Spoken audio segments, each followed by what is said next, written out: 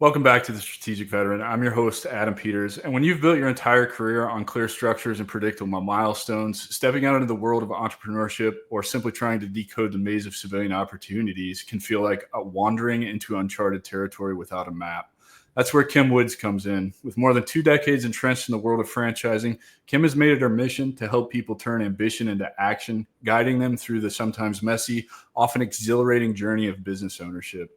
Kim's road hasn't always followed a script. She knows firsthand that big transitions, whether from one industry to another or from one employee to entrepreneur, come with their fair share of curveballs.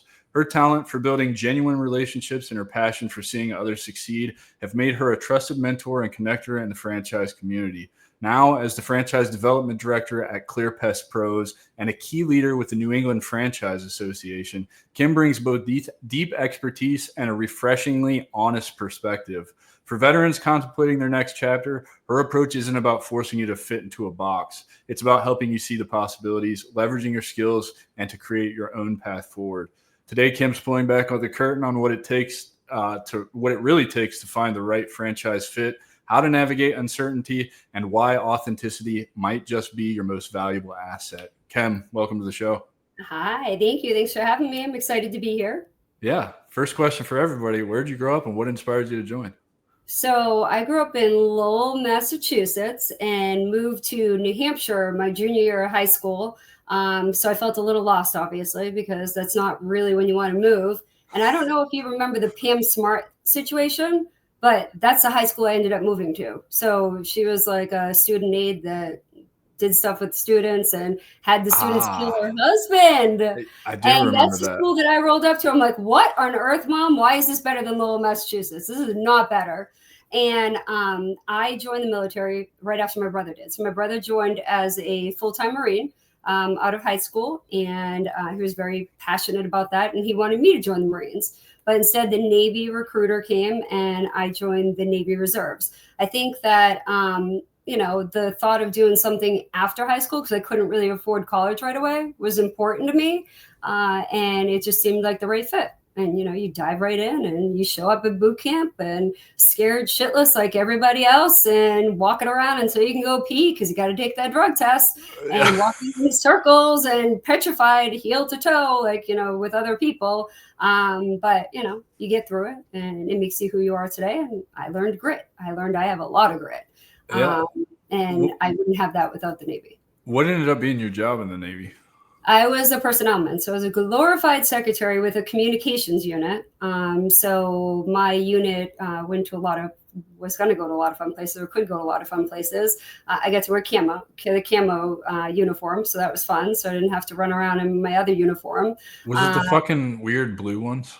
Nope. I got to wear the green ones. Well, Nice. Don't forget, I'm a little older than you and a little older than you would think. I was joined the Navy in 1992. Okay. Yeah, I'm a little bit older than I care to admit. Yeah, I was 7. No, I never understood the blue uniforms. Like, I get it, you're on boats and it blends in with the water, but also you're going to get off that boat at some point, and that's really not going to do you any favors. Yeah, what do you mean, the dungarees? Are we talking the dungarees, like the jeans that I'm talking whatever that weird blue camo multi-cam. Oh, the newer one. They came out with that as I was leaving. Yeah, they came out with that after I left, or right as I was leaving. When you guys also have 14 different uniforms, right? Yeah, no. What are you going to do? Give me a rundown of those uniforms. What are they all for? I know they all have specific. So you've got the ones I know of. You got dress whites. You've got the khaki uniform. I assume you have BDU or whatever style uniform that is now. I think you have another style of dress uniform. You have so many uniforms. What are they all for? You expect me to remember all that, and they probably, some of it's changed. Obviously, the camo gear is for being out in the field. The blue one, I don't really know. I agree with you. I'm not sure why it's blue, but my unit would be out in the field. My unit wasn't going to be on the ship. The dress uniform with the blazer and all that's for its own reason. Dress whites, that's what I graduated boot camp in, was the dress whites without the jacket. And the dungarees, it's just so you don't burn to death on the ship, I guess, if you get caught on fire, because it is fire retardant, the gear. But that's going back in the bank for me. Yeah, fair enough. So How did being a personnel manager influence your decision? Being a reservist means you still had a civilian career. So walk us through, like, what was your civilian career like while you were a reservist, and then leading up to becoming an expert all things franchise. Okay. So I obviously started my career out of after I came back from boot camp. I was waitressing, and then I started a full-time career, and I was doing inside sales for selling printers and in toner and memory and things like that. And I would do that when I was going away on my reserve duty. I have some fun reserve stories too, like going away to places that are a little crazy, including guns being held on us and all sorts of stuff. You can't lead with that and then not tell the story. We'll tell that after. But so I would go away for my 21 days and my weekends that I needed every 1 week in a month, and I managed that. And then I did that until 2002, where it was time where I had to, I was getting ready to get married and, thinking about kids and how this was all going to work. And my career was really taking off. And that is the time where my brother was gone to Afghanistan and Iraq and different places right after 9/11. And my mom mentally wouldn't have been able to handle with both of us being gone. Like, she was having a breakdown with my brother being gone. And I'm like, all right. So that was the time when it was time to renew. I got out for that reason. And the lady still probably is traumatized over her son being gone and all that stuff. Like everybody, it's a huge sacrifice. I always tell everyone that people don't realize it's not just the person in the military that's sacrificing, it's the whole family. It's the relationships, it's the dynamic, it's the kids. Some people don't even get to see their kids be born. They don't even see their kids till they're one. And hopefully it's still their kid. If it wasn't somebody else's kid, you never know. There's just so much. So many stories where it is somebody else's kid too. Really, Jody moves in with at least my experience, because I was just an infantry guy, right? But Jody moves in with the wife, and Jody's gone by the time husband gets back, and then shortly after a baby's being born, and like, hey, this math isn't math, and like, what the fuck did you do while I was gone? I want to ask, you got out in 2002, so 9/11, very fresh in your mind. You knew what was coming down the pipe. Any regret with walking away from that? In a way, yes. I don't think my unit ended up getting called up, though, so I didn't feel left out. For some reason, my unit didn't get called. So I guess I didn't have as much as I would have if they went, because then I would have felt really guilty. I would have felt bad. I would have felt bad that I wasn't with them. I would have felt bad that I wasn't helping out. I look at people that are willing to join the military and, sacrifice their lives. That's why we're free. So when I hear people complaining in the United States, granted, there are some things to complain about, I guess. But when I hear people complaining, I'm like, we're pretty free as a country. There are some things that could use improvement, whatever. We can in fact, we're the most free country on the planet. I know. And people seem to forget that. They do. And that drives me crazy. Because if you think about, people that gave up their lives, like my brother ended up not having children because he was gone too much and his wife didn't want to raise kids alone. My great uncle who died in Hiroshima as prisoner of war. And there's just, the list goes on. And a lot of other relatives that served in the military too. There's a lot of sacrifice that happens, and people forget that. Yep.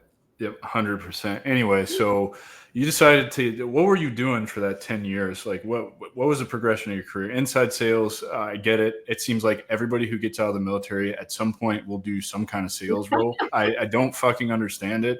I did it in the insurance world, and I did it on the scummy side of insurance, selling final expense to seniors. So the poorest 1/3 of Americans in rural Georgia, North Florida, and Tennessee and South Carolina. Fucking hated it. I hated it. Not that I wasn't good at it, but like, also there's an aspect of like, these people can barely afford to live, and I'm trying to sell them an intangible product that they don't even they're not going to see the benefits of. Their family will. I hated it. Why do you think we all get pushed into sales when we get out? Because we're really good at working with people. I think the military forces you to get along with all different people from all walks of life. And you understand there's a time and a place for certain conversations. And when it's time to get shit done, you make shit happen. Yeah. And I think that's why we're all good at sales, because that's what we had to do. Even if we wanted to tell somebody to take to go fly a kite, you didn't say it because you weren't allowed to, or you'd get written up. So you learned, to stay in line when you needed to, and then, work on progressing and advancing for yourself. Yeah. So I assume the sales role eventually leads you down to the franchise path, correct? Yeah, so I answered an ad in 1999 that said I could make over $100,000, and I don't even really know what it was. It was some sort of sales, but I didn't really know anything about franchising at the time. I was living in inland of New Hampshire, and I wanted to come back to the seacoast because I live on the seacoast of New Hampshire. I was like, you know what? If it works out, it works out. If it doesn't, it's bringing me back to where I want to get back to. So I applied for that job, and like I said, I knew nothing about franchising, and I showed up, and it was selling ads to franchise companies that were looking to recruit franchisees. So companies I was seeing I'd never heard of, like Maggie Moo's and all these things that I'd never heard of because they were in Georgia and other places that we didn't have up north yet. And I was like, what? It probably took me 2 weeks to fully figure out franchising. And then I'm like, oh, wait, I got it. And it all clicked. I like talking to people. I like helping people. It's just part of who I am. My fiance calls me progressive, like the Progressive commercial, because I'll stop and help anyone and everyone. Are you Flo? Yeah, I'm Fluff. I'm like, hey, wait, you're looking for this? I can help you. Oh, hey, you need this. Like, I like to help people. I think if I wasn't in franchising, I probably should be a counselor or something. I love this. I love that you're bringing this up because, so we're about to talk about, your transition out of the reserves and walking away from that and the effects that had on you. But one of the bigger problems I see is people don't know how to network. And I didn't used to believe this, but your network is your net worth. It truly is. Who you know can create so much opportunity for you. And I like to take that a step further. I don't really like the word networking because in everybody, at least in every service member's mind, networking is shaking hands, handing business cards out, and then you go home and you never look at those business cards again. They either lay on your desk or you throw them in the trash, or they end up in your wallet and they get wet. And then you're like, man, I wonder what this was. Well, I guess it wasn't important because I never looked at it again. What I think networking truly is relationship building. I'm really fucking good at it, and it's created incredible amounts of opportunity for me. Everything that I have, from this personal brand to the AI company to the plant medicine retreat to some other things that I'm working on, have all come from building relationships with other people, just giving value to other people, letting them know that you're interested in what they have to say and all of that. And so I don't even know where I was going with that, but I'm glad that you brought that up because it really is important. You said that, you like your flow, and this is where I was going with it. My wife all the time is like, it doesn't matter where we go, you will make a friend. Yeah. Everywhere I go, I'll make a friend. And I didn't always used to be like that. And so is that kind of your approach? I look at like every place that I go, the grocery store, Home Depot, Lowe's, wherever it is. Last night at a restaurant, I made a new friend. I was recording a live podcast with another guy.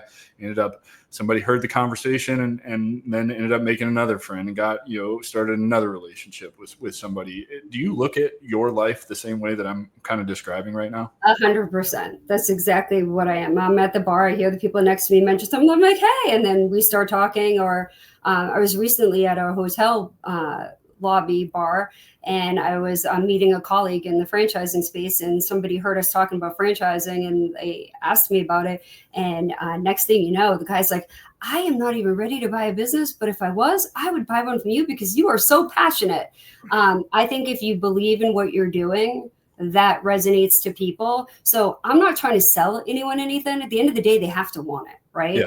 I can't force you to buy a business. If I force you to buy a business, you're going to be a shitty franchisee, and you're going to make my job harder in the long run. Yeah.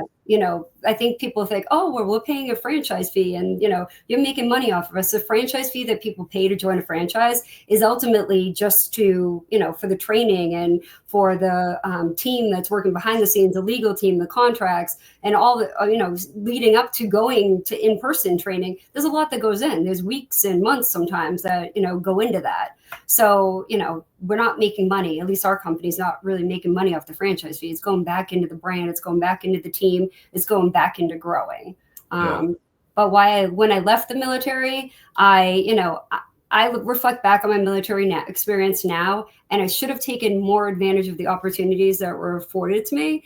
And I probably should have, thinking now, I should have been active duty. I was young. I should have traveled, saw more of the world, experienced more. But I guess I wouldn't have my lovely children if I had changed my life, so wouldn't really change it. But there's so much opportunity in the military for people, and there's so many things that you can experience. And it does give you so many things later for your career in the future. And people respect the military still. Like when you're applying for jobs, people are always shocked that I was in the military, which I think is funny. It's But wild to me that your experience right now is people still, because I'm hearing different from the veterans that I talk to right now. In fact, just had a conversation with a company yesterday. It was asked me my opinion on the military friendly tag on their brand. And I was like, I don't have feelings one way or another on it because it's played out. Everybody claims they're military friendly, but why do we have veterans applying to 400, 700, and 1,000 jobs, getting the same generic response? We appreciate your application, and we have chosen to go with somebody more qualified. And it's like, what the fuck? How much more qualified do I need to be? So that's the conversations that I'm having. So I would say that there's a lot of vets out there that are going to argue with you, and that point that you just made about everybody respects and loves the military.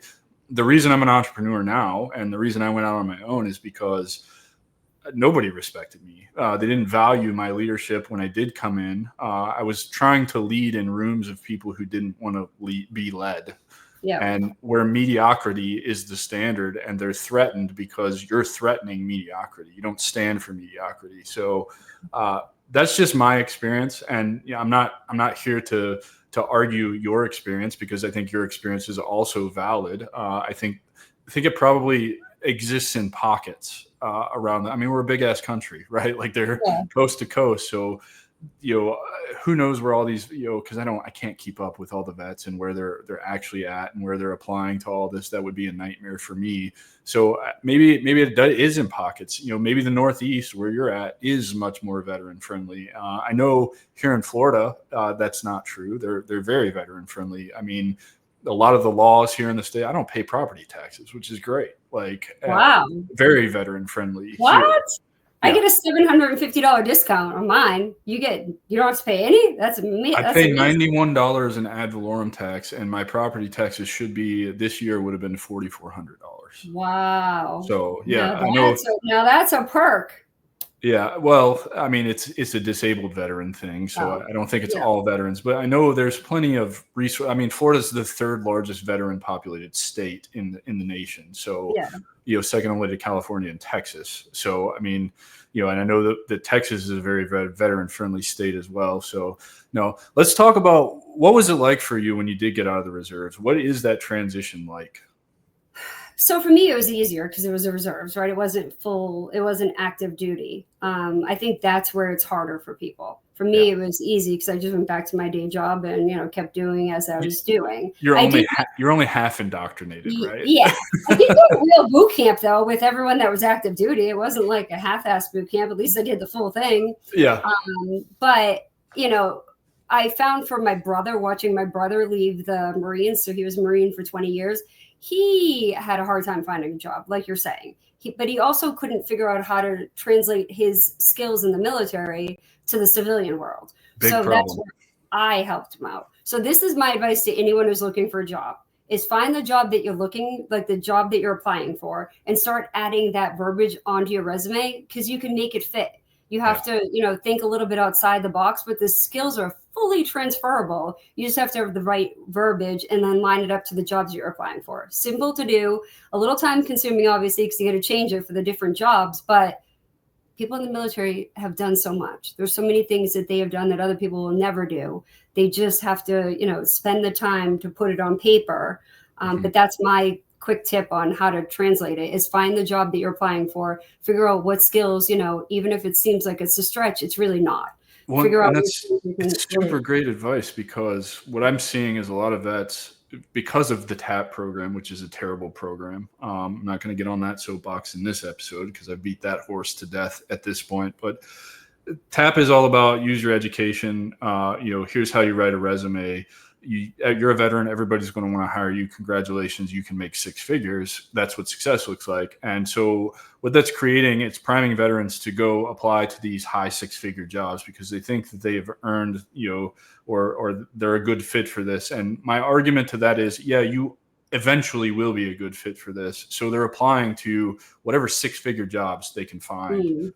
And they're not doing what you just said, is like, find the job that you want and then translate your skills to match that job. The other issue that I have is, you wouldn't take Jeff Bezos and put him in charge of an infantry platoon and say, okay, go to war, just because he's a CEO of the biggest company on the planet.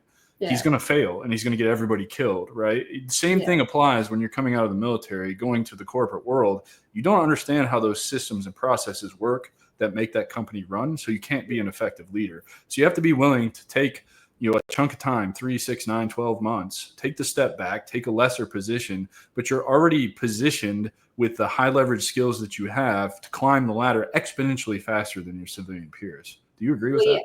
Yeah, I 100% agree with that. And I don't really know about the TAP program because obviously it didn't apply to me. So, and I got out so long ago, I don't even know if it's newer from TAP came about in 2011, if I'm not mistaken. So it came out after I left. And then was revamped in 2014 to become an even more colossal failure. Okay. Well, and that's unfortunate. But like anything, I don't rely on systems and programs. I advocate for myself, and I'm always out there networking. When I recently was looking for a new job, I tapped in my LinkedIn network. Everybody should be on LinkedIn. If you're looking for a professional job, you should be on LinkedIn. Figure out the skills that you can put on there. Have people that you've worked with in the past recommend you on there, but start building a LinkedIn network because that's going to help you whether you're buying a business, whether you are looking for a job, or no matter what you're doing. Like you have to have that platform out there, not just, Instagram and Facebook with your drinking pictures and your gun pictures. You need to be a little bit more professional out there. Hide all that other stuff too. Make it so it's not public. Yeah, your for sure. Social media, your Instagram and Facebook. Let's move into your franchising career. 6 figures, making $100,000 a year in 1999. That was a lot of money. It's not a lot of money anymore. So obviously, and it got you back to the coast of New Hampshire where you wanted to be. What made you fall in love with it? What made you continue to do this for the last 26 years? It is just something that helping people fulfill their dreams of business ownership. And I just love helping people. Like I always tell people, like when I'm helping them learn about a franchise, it's a discovery process. It's not like a one and done conversation. I'm not selling you a car. You're not making this decision today. It is probably 30 to 60 days before people make a decision. It's a process. We have different steps that we go through, different people we're going to talk to, different things we're going to look at. And I always say, I'm here to help you learn about franchising, get, understand there's a place for you in franchising. And then at the end, you're going to make the decision and we're going to make the decision. Do we want you? Because sometimes somebody wants to buy a business, but they're not the right fit. And a good franchisor has to be able to say no. Yeah. Because 100%. It does hurt the system. So let's walk through this whole process. Adam, come to you, Kim, and I'm like, I want to be a business owner. I'm thinking about buying a franchise. What does this process look like? Okay, so there are 4,000 or 5,000 different brands out there. And a lot of times what people think they want to buy is because what their passion is not ultimately what's good for them. So let's just say, you're a fitness guy and you're all into fitness and you're like, I want to own a gym. Definitely don't want to do that. I want to own a gym. Let's use it as the example, though. I want to own a gym because you're really into fitness. Well, when we start breaking it down, the cost of owning a gym is you need a location. So you're going to have a big retail space. You are going to have to buy a lot of equipment. So there's a lot of overhead. You will need to replace equipment quite often. And then staffing is a problem. And people to teach classes or to, tend to the gym goers that might need training and things like that. And guess what? You might have to work on nights and weekends because when people don't show up, guess who's going in? And they're like, well, I didn't want to work on nights and weekends. I only want to go in for a few hours during the day. Well, owning a gym probably isn't going to be for you then. Well, so then you've got churn, right? Churn's a big problem in that industry. But that's okay if somebody knows that. Like if you were this person that was very passionate about fitness and you knew it required nights and weekends and you knew that that's what you were going to have to do because, to really grow it, you might be okay with that. But the next guy who thought it was a good investment because Orange Theories or whatever is out there making tons of money, thinks it's a good idea, but doesn't realize what's really in it and what you really have to do to get it up and running. So there's all different franchises. There's franchises from picking up dog poop to painting to pest control like I do. We have red box bins. We have cool bins. We have so many different brands in our portfolio. We have 15 different brands. But there's 4,000 or 5,000 different out there. So what somebody will do is you can go to each individual website that you want to apply to, or there are brokers out there or consultants that can help you narrow it down. They'll go through your skill set, what you're looking to do, and then help introduce you to companies. At the end of the day, it's up to the candidate and the franchisor, though. Is it a match? You're married for 7 to 10 years. I always say you have to be able to be willing to have dinner together. If you love the brand but hate the people behind it, don't buy it, because you need these people to help grow. So franchising is not just buy it and all right, you're on your own. It's kind of like the military. You're in it together. It's about community. There are other franchisees. You're going to build off that community. You're going to work with the other franchisees when you have issues, or, how did they scale this so quickly? Or, and, you're going to bounce ideas off of each other. And then there's the model and the brand and the people behind it that are here to help you grow. Our goal is to help you get to where you want to get to, and we have a place we want you to be, and where you want to get to. You might be want to get higher faster than we want you to, but we're going to help you get there either way. And we're here to keep you on task and to help you overcome any challenges in the field or that are going on to help you excel faster. So why a franchise? Because there's all this built into it. You're not out there just starting on your own. It was 100%. I personally have no interest in owning a franchise. I like to do things the hard way, as I like to tell people. But that's the benefit of buying into a franchise, is you're getting a proven model that works. You just have to follow this. You just plug yourself into the system, follow the rules, and you've got a really good chance of success. So let's talk about you. You are BELFOR Franchise Group, and you are part of Clear Pest Pros. So let's dive into Clear Pest Pros and BELFOR Franchise Group, starting with, what is the benefit of using a broker? Are you showing them profit margins and overhead and EBITDA and all that stuff that goes into this franchise, versus them going to the Clear Pest Pros website and then applying to be a franchisor and not knowing shit about it? Like, is that the advantage? Is that the biggest advantage of using a broker? Nope. So this is something that you might find surprising. So there's a document called a franchise disclosure document that every franchisor has to renew each year. And this is almost like a kind of like a Bible for the franchise. It's everything from the people behind the brand, the investment that you're going to have to pay, the ongoing expectations, all the different things about the franchise, including a section called Item 19 in there. That's the only place you can make earnings claims. So either you have them in there or you don't. Franchisors and brokers or consultants or anyone out there is never allowed to talk about anything that's not in there. So if we have a brand that, let's just say, I'm just going to make up an example. Let's just say it says in there you can make $700. The average franchisee does $750,000 a year, but it doesn't talk about net profit. We can never talk about net profit, but they can get that from the franchisee. Franchisees can say whatever they want. They're not held to the same standard. The FDD is governed by the FTC. And literally it's, there's 23 items in it. Every FDD is written the same. Some items just contain more information than others, depending on the franchisor. So whether it's a broker showing them brands or it's us showing them brands, so I'm not a broker, or if it's a broker showing them brands or the brand showing it themselves, it's still all by whatever's in the FDD. And generally they leave it for the brand to go over it, just because we know it more in and out than the broker would. Broker's more like kind of like a dating service, like you use in the dating app, and they're helping narrow down your choices instead of you having to do it all on your own. So it's like you put in all these filters and they're doing it manually by talking to you on the phone and going through a big list on the behind the scenes. And that's going to be a filter that's going to narrow it down to make it easier. But again, they're still going to give you introductions to franchisors, and you still have to go through each franchisor's discovery process. Buying a business is not, like I said, not like buying a car. This is a big decision. And, you can have success because we're giving you the proven system, the proven model. But at the end of the day, what comes out of this business is what the person puts into it.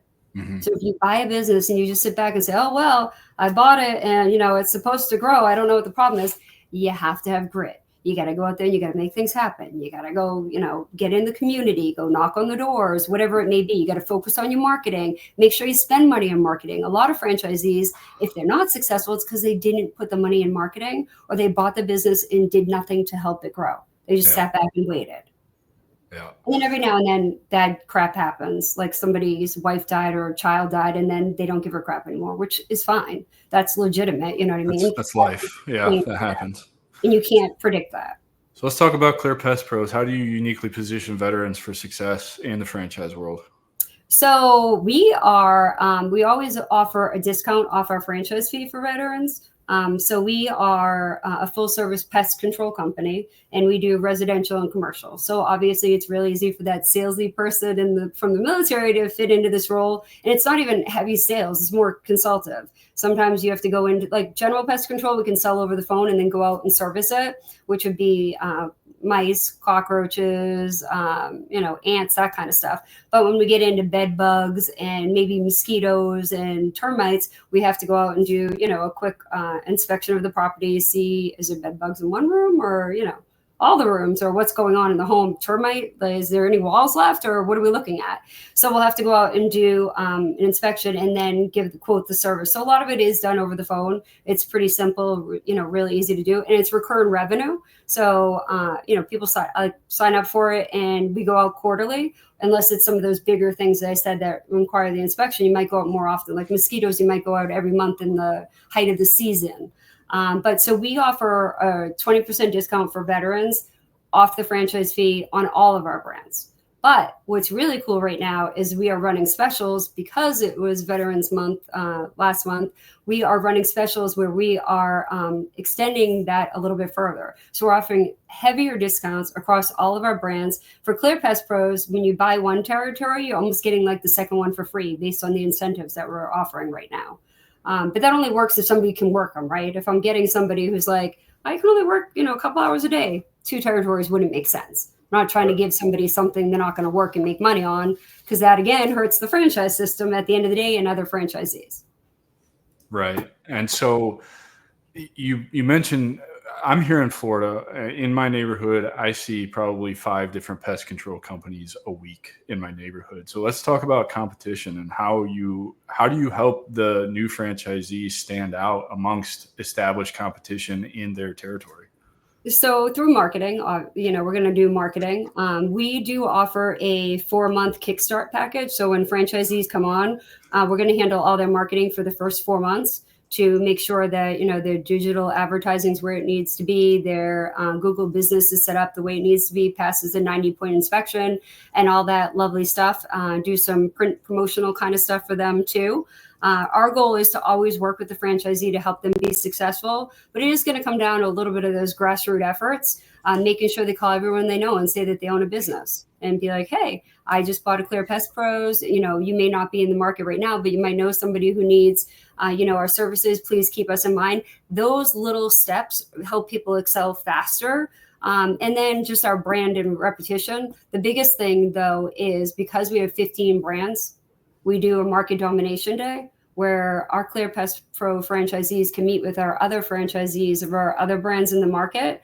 But then we also own a company called BELFOR Property Restoration that has 12,000 employees across the United States, and they network with them too. And that market domination day for best practices and how we network together and dive into the community. So you're definitely providing all the back-end support that they could need to get all the tricks of the trade and the secrets to learn how to grow and scale this thing. I love that. Yeah. What's your ideal veteran for a Clear Pest Pros franchise? So who is this a fit for? So it's going to be somebody who's driven and motivated, right? Like we all know there's some people in the military, which might have been me, who is probably not, working real hard to get to the next step. Do we have to have somebody who is, type A, go, go, go? No, it has to be somebody who understands business enough. But we're going to teach them everything they need to know. We're going to teach them about pest control. We don't expect them to know that. But they need to want to grow a business, make money. A lot of times it's for generational wealth. They're building this for the future. You don't buy a franchise and hand it back. You're going to sell it. The goal is to build it and sell it, whether it be before the 10-year mark or renew it and sell it later on. The goal is you're putting money in this to get money out of it at some point. There's a broker in the industry, and she always says when somebody asks her, can I make $1 million? She goes, I don't know. Can you? I'm like, that is perfect. It is perfect because it's ultimately up to you. Exactly. How much work are you willing to put in to get to that $1 million? It's not, I hate this so much. Like no matter if you're trying to do what I'm doing and bootstrap your own startup and grow that to ultimately, I think we want to hit $1 billion, which would be great. I don't know how realistic that is, but it's a massive amount of work. Like it doesn't happen overnight. And there's a lot of shit you're going to fall on your face along the way, and a lot of shit you have to learn in order to make that become a reality. I'm 2 years into this and finally, getting my feet underneath me and getting the traction that I wanted. It's not overnight. It doesn't happen overnight. And that's the same thing with owning a franchise. And I think that when somebody comes in with the expectations and is like, okay, so from day one, I'm going to be where I want to be. I'm going to be making the money I want to make. No, it's going to grow, right? Like you got to start at step one and you're going to grow. I would say there's days that you're going to wake up and go, why the hell did I buy a business? Why did I do this? And then the next day is a great day. And you're like, this is great. Why didn't I do this sooner? That's what owning a business is like at first, until, you get that traction. And for some people, it's really fast. And some people, it's a little longer. But the goal is, we give you all the tools and things that you need necessary to help you grow. And then we're with you every step of the way. So you always have somebody to call and always have somebody to help you out. But you need the grit and you got to go out there and make it happen. 100%. And I just love how I've had several people reach out to me about, wanting me to promote them as, pushing veterans into franchises, whether they're brokers or individuals who own franchises or whatever, trying to grow their thing. And it's always the same sales pitch. It's always, you can make X amount of dollars in a year, and by this year you'll make X amount of dollars, but they never talk about what actually goes into, growing up. It's not like you're just going to, let's just say, open a Clear Pest Control here in Palm Bay, Florida on Monday, and by Friday you're rolling in the dough. Like, it's not gonna work like that. Me having experience now, I can think of several ways. I would probably pre-market it while I'm looking for a building and all of that. Like, start running ads on Facebook to get people interested, start building some kind of, lead list or wait list for people who are interested in the service to give myself the advantage. But how many people actually know that when they're buying a franchise, right? Like, how many? What we do, we try to, that's what we're doing behind the scenes. So we're working with them on the grand opening marketing launch and the things that they should be doing. And there is a clear path of, you need to be contacting everyone, you need to be doing this, you should be doing that. So there is a clear guide. And that's why I think military people work out well, because they're used to being, given a job and a role, and this is what you're going to do. Some definitely do it better than others. It's the same thing with franchising. You can give two people the exact, same opportunity, the same territory. Let's just say they had the same territory. One is inevitably going to do better than the other, because it comes down to that, desire and grit and, putting in the effort. I'm not saying it's all hard. I'm just saying, you can't buy a business and think it's easy. The whole industry, I think, has changed with that regard. I think if it was that easy to just put the money in, buy a business and make money, everybody would be doing it. Right. I would. Yeah, I would for sure. It's wild to me that the internet and YouTube gurus are wildly responsible for this notion that you can make mailbox money overnight. You see them all the time, videos with headlines on them. Your clear path to $10,000 a month in 30 days. It's like, yeah, that doesn't fucking work. Like, what you're not telling me is you've got a huge email list. You have an audience that you can sell to. You've already tapped into it. You're not telling people how to grow that email list, how to market to that email list. I'm thinking of 1,000,001 ideas for Clear Pest Pros. If I was to open a franchise, like, immediately going to start building an email list, immediately start drawing attention with discounts or coupons. Let's talk about, the rules that come, because this is why I don't want a franchise, because I don't want to play by somebody else's rules. I understand the value in having a proven model that works and all of that, but there are some downsides to owning a franchise in that, there's things that you can and cannot do as per the agreement with the franchisor, correct? Yeah. And the reason that is because if, there's 100 franchisees and everyone's doing what they want to do, then there's no consistency across the brand. Right. When the person in Florida and the person in New Hampshire are getting completely different services, and I moved from Florida to New Hampshire, and I'm like, what the heck is Clear Pest doing? Like, same thing with the Subway. If you go in and you get two completely different sandwiches, but you ordered the same one, it's like, what's going on? Well, Subway is the prime example of what not to do with a franchise. It's the biggest case study. They grew way too fast, opened way too many locations, and did not have the consistency across the brand. It's why it ultimately, I will not eat at Subway. It's shit. It's terrible. Yeah. There's so many better sandwiches, Jimmy John's or what's the one at Jersey Mike's, like way better. Jersey Mike's is so good. So good, right? Yeah. Same concept, just franchised better. Subway, not so much. They are a case study in what not to do with a franchise. So I like that you talk about this. Let's talk about exiting a franchise. There is an off ramp to this. This is, you said 7 to 10 years typically is the upfront commitment, right? Yeah. At 10 years, realistically, if you're motivated and you do everything right, you do what you're supposed to do, what does exiting a franchise look like to free yourself with, just fuck you money and living that life that you want to live? Well, it's going to depend on how much you built it up over that time, right? Of course.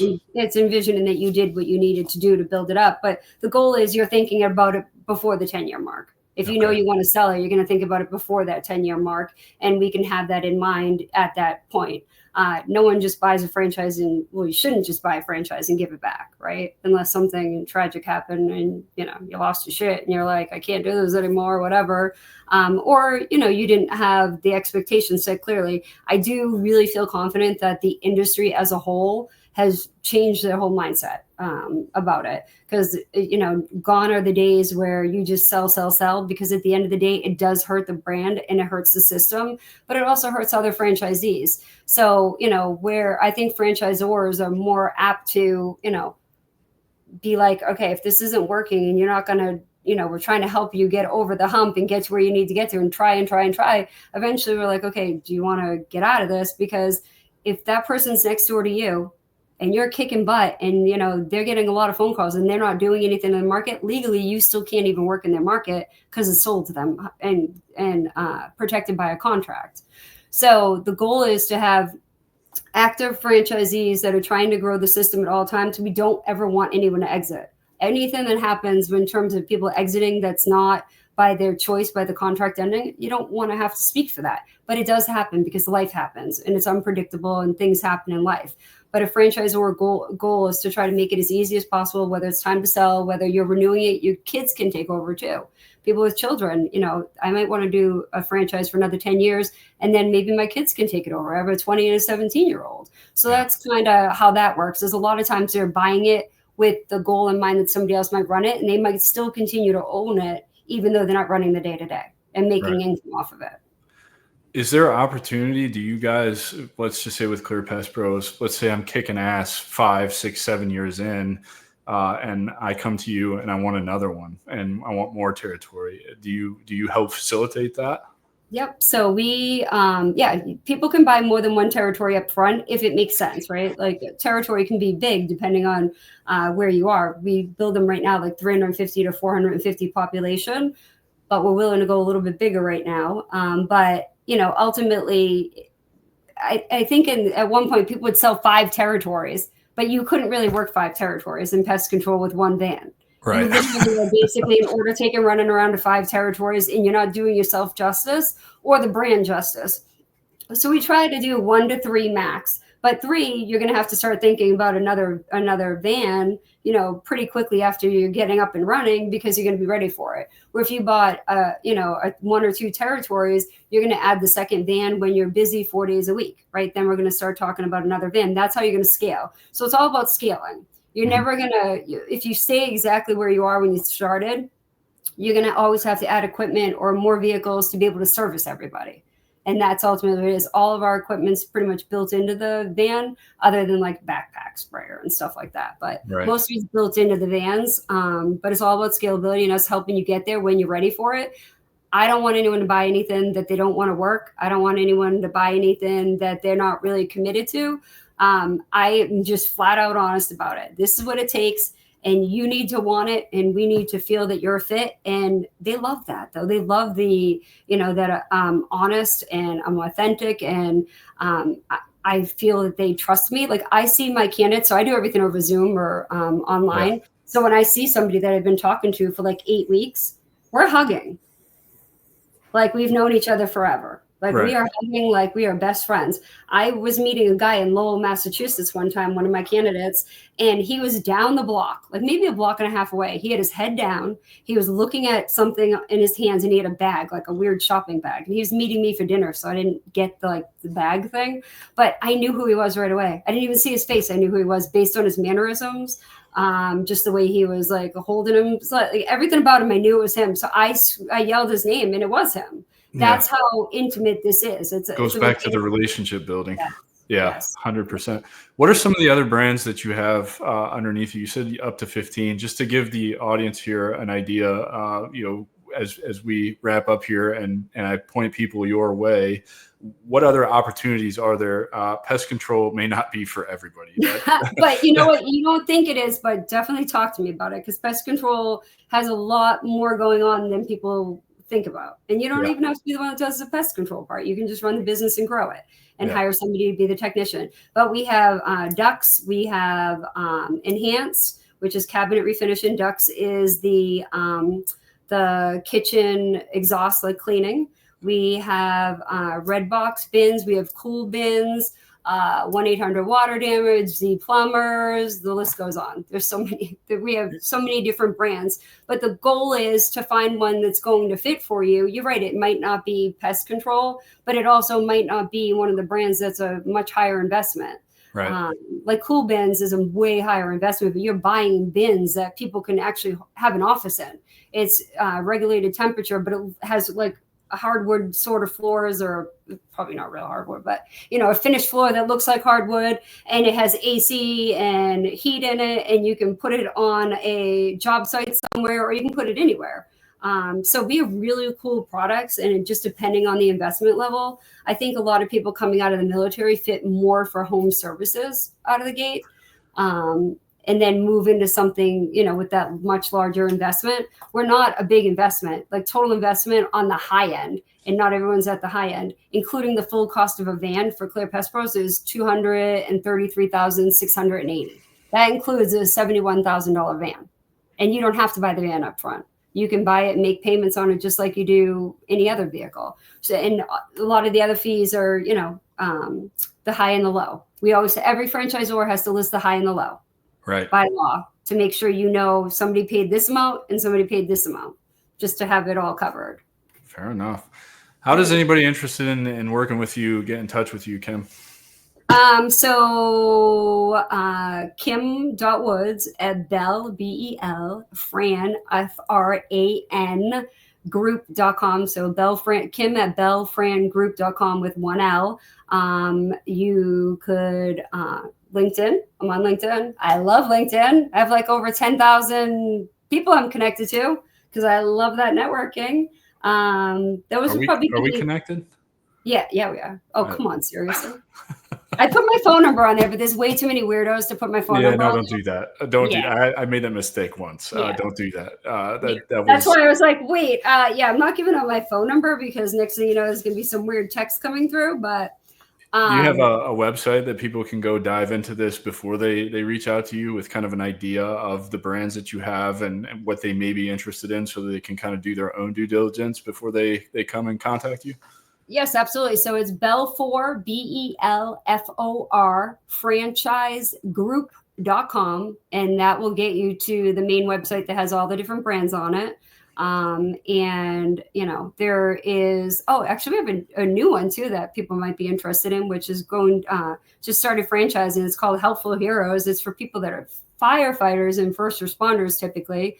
But some people coming out of the military that might fit. But there's so many good brands out there, and it doesn't have to be one of ours. If somebody wants to reach out to me and talk about franchising, it doesn't have to be just for my brand. Obviously, I'd like that, or BELFOR brand. But at the end of the day, I do like to help people. So if they connect with me on LinkedIn, they email me, I will always guide them in the right direction.